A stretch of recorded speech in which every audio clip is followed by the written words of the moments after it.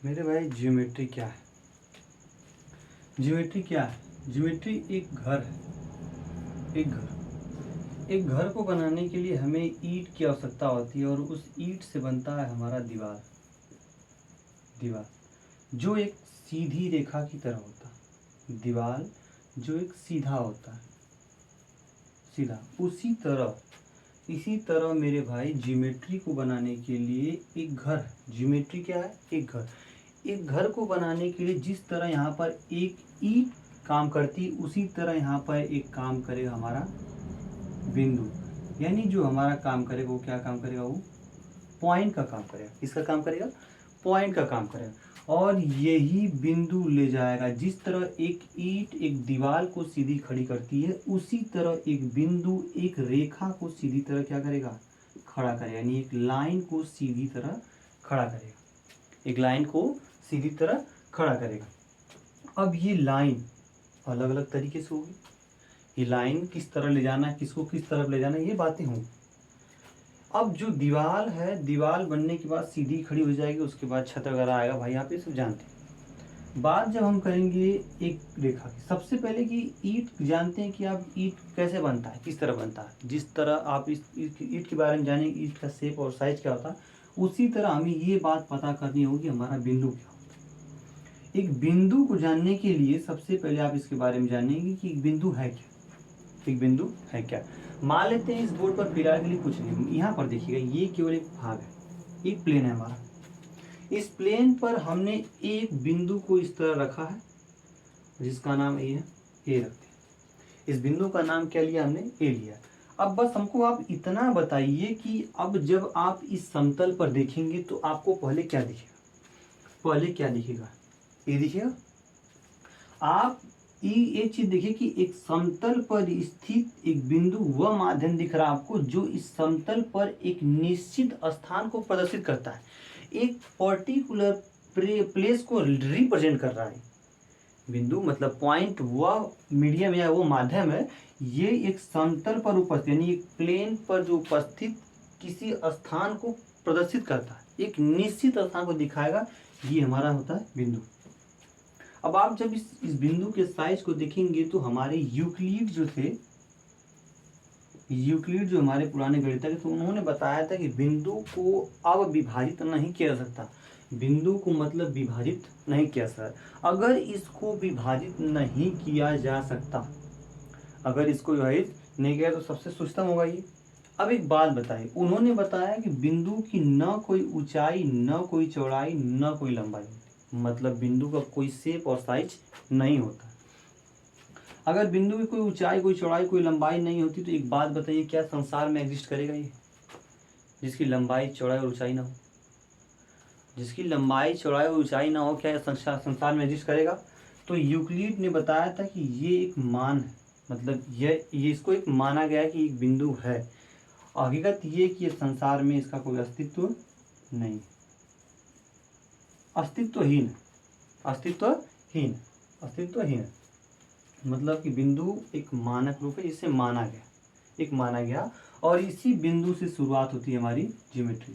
Euclid ने अपने book में जो बताया था, एक बुक थी यूक्लिड की, उन्होंने इस पूरे ज्योमेट्री की संरचना, मतलब पूरे ज्योमेट्री के बारे में और बिंदु और रेखाओं के बारे में उन्होंने बताया था, जिस बुक का नाम था एलिमेंट।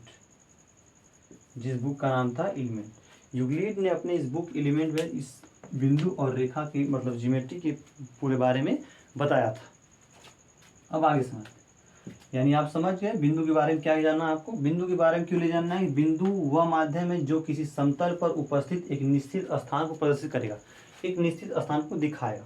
और क्या करेगा? बिंदु की न कोई ऊंचाई, न कोई चौड़ाई, न कोई लंबाई होती है। यानी बिंदु का कोई शेप और साइज नहीं होता। शेप एक बार मान सकती है, कोई किसी शेप का तो होगा ही, मान लेते हैं। आगे समझते हैं। यूक्लिड ने क्या बताया था बिंदु के बारे में? उनकी बुक कौन सी थी यूक्लिड की? एलिमेंट। बुक का नाम क्या था? एलिमेंट नाम था, जिन्होंने इसके बारे में बताया था। अब आगे बढ़ते हैं।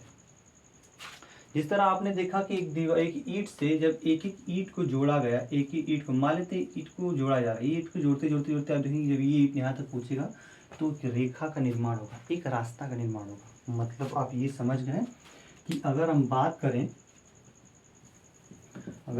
करें कि बिंदु जो है यानी ईंट, एक फिलहाल के लिए आप दिमाग में ईंट लेके चलेगा और सभी ईंट को धीरे धीरे जोड़ते जाए तो एक रास्ता बनेगा, ऐसे एक रास्ता बनेगा।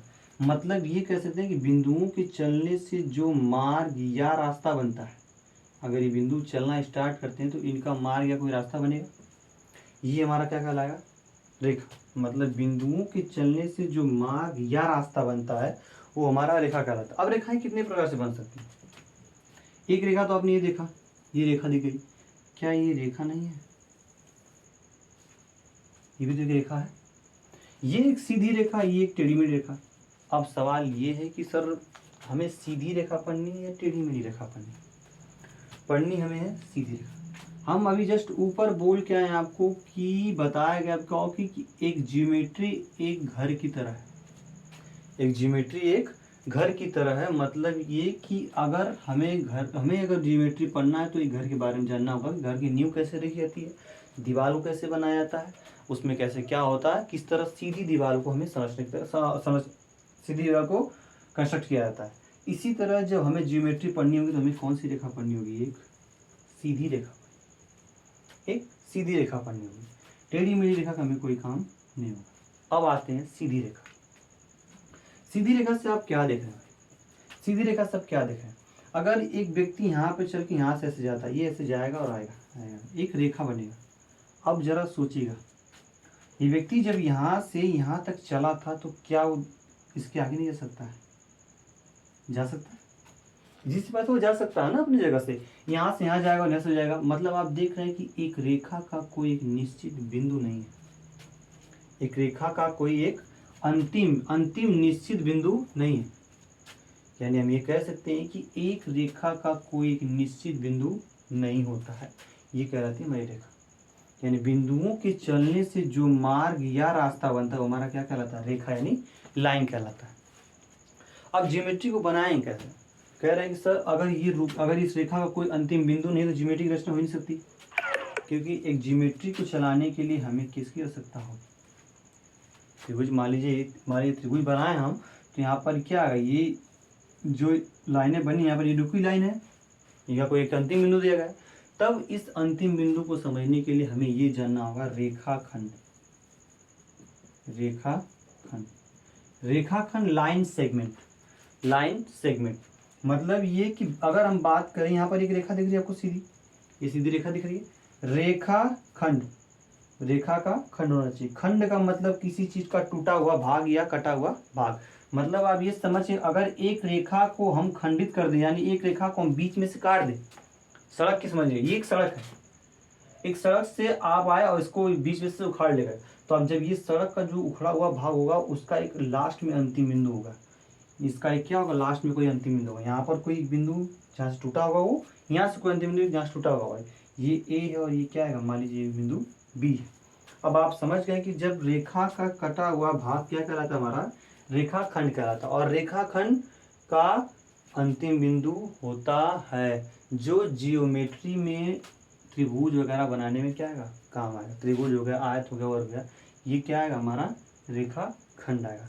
उम्मीद है यहाँ तक क्लियर होगा, और कंटेंट अच्छा लगे तो सब्सक्राइब फॉलो करिएगा।